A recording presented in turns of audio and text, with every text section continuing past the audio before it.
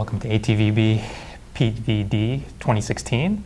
It's our pleasure, Jane Ferguson and myself, to talk about the bootcamps. And so the bootcamp started last year at this very same conference in 2015, where we launched the inaugural bootcamp that was focused on genome editing with the CRISPR-Cas9 system.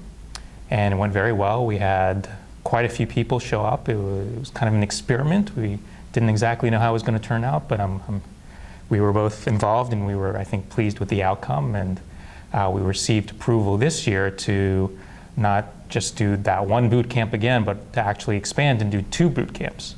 And so this year we are repeating the genome editing with CRISPR-Cas9 boot camp, but we also have added a next generation sequencing boot camp, focused mostly around RNA sequencing, although it does have applications to other types of sequencing projects. And so yesterday we had the RNA sequencing boot camp. Later today, we'll have the genome editing boot camp.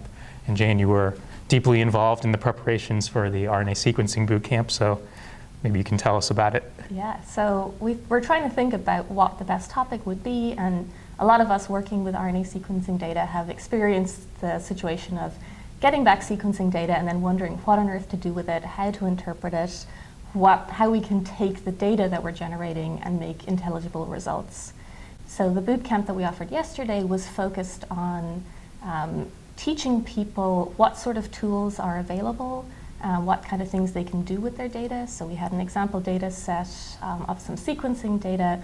Then the people had a chance to practice hands-on how they would visualize this data using the UCSC Genome browser to look at the differential gene expression in their data and maybe find novel transcripts, non-coding RNAs, how to identify things for wet lab follow-up, and then also how to use other available tools for functional annotation and clustering of different pathways and related genes that were differentially expressed. So we had some hands-on experience with the Amigo tool, with the David tool, the MSIG database.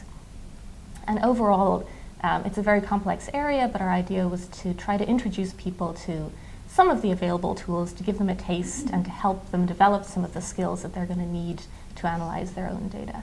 And so the genome editing bootcamp, again, will be a reprisal of what we did last year, and that's focused on using CRISPR-Cas9, which of course is very hot now. It's very much in the news in positive ways, although not always positive. You've undoubtedly heard a little bit, at least, about the debate over germline genome editing or designer babies, and so that just, of course, tells you that any technology has good uses, but potentially has uses that may not be universally perceived as good. And so there's a lot of ethical debate right now over the long-term implications of the technology. But the technology is here to stay. It is being used by many, many, many research laboratories now, many more than even when we gave this boot camp last year. And so I think there's very broad interest in the research applications of this technology with respect to editing or altering the genomes of cells and animals, such as mice, which of course are very important research tools to ask scientific questions. But I think there are also therapeutic implications with the technology. For example, my own laboratory has been working on using genome editing to target the PCSK9 gene that's involved in cholesterol metabolism.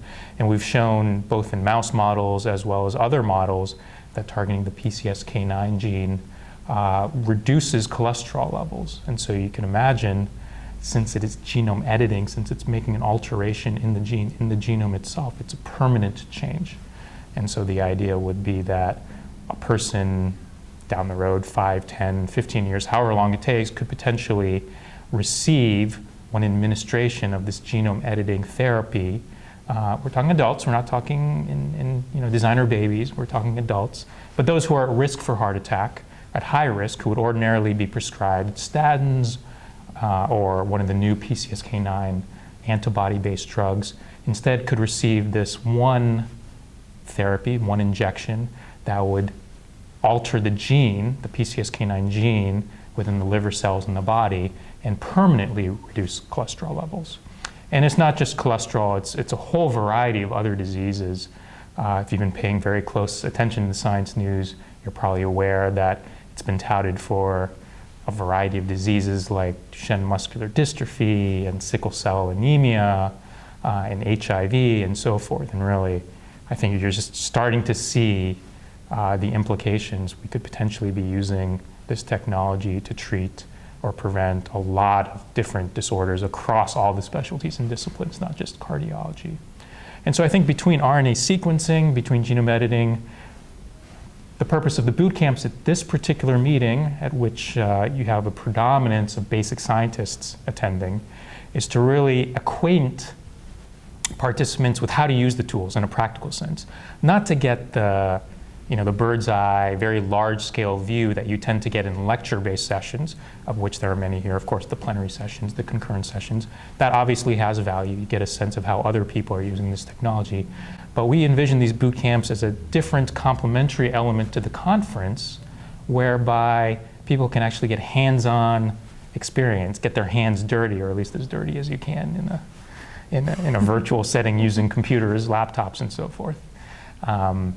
And the idea is that they can then go back to their laboratories and be able to better apply the technologies, or perhaps in some cases use the technology for the first time. If we can increase their comfort level with using the technology, then it makes it easier for someone to actually make the decision, okay, we're going to invest some resources and actually get this system or get this approach or get this technique up and running in our own laboratory, and then use it to answer scientific questions. And going from the bench to the bedside it's a complicated, it's a long process often, but the hope is, of course, that all of the research that we're encouraging people to do in their laboratories will eventually lead to new insights that could lead to new types of therapies, whether it's therapeutic genome editing in the clinic or whether it's other questions that lead to the identification of therapeutic targets against which you could develop traditional small molecule drugs, pill-a-day sorts of formulations.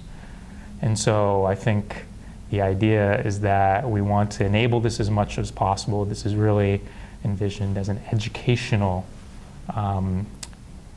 approach to acquaint people with technologies and really get people excited about it and to set it up in their own groups, in their own laboratories, teach their own colleagues, and what I think we would like to see long term, I don't want to speak for Jane, but I certainly intend to continue to do these sorts of things or encourage colleagues of mine to organize boot camps, not just around genome editing or RNA sequencing, but potentially a wide variety of other technologies and approaches.